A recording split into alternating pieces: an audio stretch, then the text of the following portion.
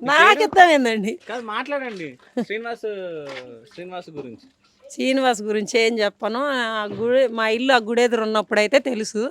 ఇప్పుడైతే అమ్మేసుకొని వెళ్ళిపోయాం. ఆ గుడి కొంచెం గొడవ గొడవ చేస్తున్నారని వెళ్ళిపోయాం. ఓకే. అంటే మీకేమైనా మంత్రాలు చేస్తారా? మాకేం మంత్రాలు చేయలేదులే కానీ ఆ గుడి కాడికి ఎవరెవరన్నా తీసుకొస్తాడు. దెయ్యాలు ఉన్నాయి, అవి ఉన్నాయి, ఇవి ఉన్నాయి అని చెప్పి కొంచెం నేను ఉన్నప్పుడైతే ఒక అబ్బాయిని గొలుసులతో కూడా కట్టేశారు, వయసు పిల్లోడిని. ఇంకా అవన్నీ చూసి నా పిల్లలు కూడా పెద్ద అయ్యారులే, ఎందుకు వచ్చిన వాళ్ళకి గుడి అనేది ఎప్పుడు తీసేసేది కాదు, ఇల్లే అమ్మేసుకొని వెళ్దామని నేను పక్కకి వెళ్ళిపోయా. నాకైతే తెలియదు వాళ్ళ గురించి.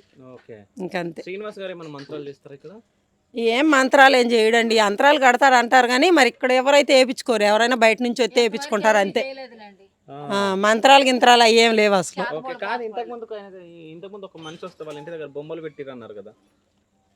బొమ్మలా ఏమో నాకు తెలియదండి. ఇప్పుడు అక్కడ మాట్లాడుతుంటే మీరు చెప్పారు వాళ్ళ ఇంట్లో బొమ్మలు పెట్టిరు మంత్రాలు.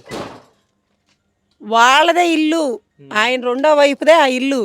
ఇప్పుడు ఒక ఆయన వచ్చిండు కదా, ఆయనతో మాట్లాడించండి అని మాట్లాడారు కదా. ఆయన ఇల్లు ఇటువైపు, ఆయన ఇంటి వెనకాల ఉన్న స్థలం వెళ్ళిపోయాడు. ఏం పెట్టారు ఇంటి వెనకాల? బొమ్మ పెట్టారు. వాళ్ళ చోటు కొని బొమ్మ పెట్టుకుంటే ఈయన భయం పుట్టి దడిచి వెళ్ళిపోయాడు ఇల్లు అమ్ముకొని. ఎవరు? ఇప్పుడు వచ్చిన ఆయన బాలాజీ. మంత్రాలు కాదు, బొమ్మలు పెడితే ఇంటారు కదా, వాడు భయం పుట్టి అమ్ముకొని వెళ్ళిపోయాడు అంటున్నాం. బొమ్మ పెట్టినప్పుడు అడిగాడు, అమ్మా నా బుద్ధాల మీద బొమ్మ ఉంది, మేము ఉండొచ్చా చేయొచ్చండి. నేను అన్నా బుద్ధాల మీదే కదా, మీ ఇంటికి వెళ్ళాం కాదు కదా వాడు పెట్టింది, ఏం కాదులే అమ్మవారిని అనుకుంటే ఏం కాదు, అమ్మ చల్లగానే చూస్తుందని అన్నాం. ఇంకా ఆయన పోయాడు, భయం పుట్టి వెళ్ళిపోయాడు అంతే. భయమే కదా దేవుళ్ళు అంటే. అది ఈ అమ్మాయి ఇల్లు కొన్న వాళ్ళు కూడా ఆయన చచ్చిపోయాడు వరకు నేను ముందుకు పడి, వాళ్ళ అబ్బాయి గడ్డి మందు తాగాడు, ఇంకా వాళ్ళు కూడా వెళ్ళిపోయారు అమ్మేసుకొని. నేను నా దగ్గర కొనుక్కున్న వాళ్ళు కూడా వాళ్ళ ఆయన చనిపోయాడు, వాళ్ళ అబ్బాయి గడ్డి ముందు తాగాడు ఒక్కడే కొడుకు ఆమెకి.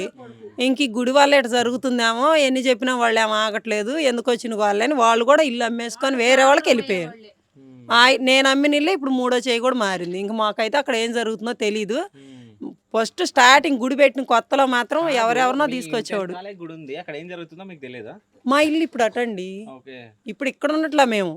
మా ఇల్లు అటు ఒక బజారీ, అడ్డ బజారీ, మెయిన్ బజార్ రెండు దాటి వెళ్ళిపోయాము. ఆయన 2 నెలలు 3 నెలలు 2 నెలలు అవుతుంది.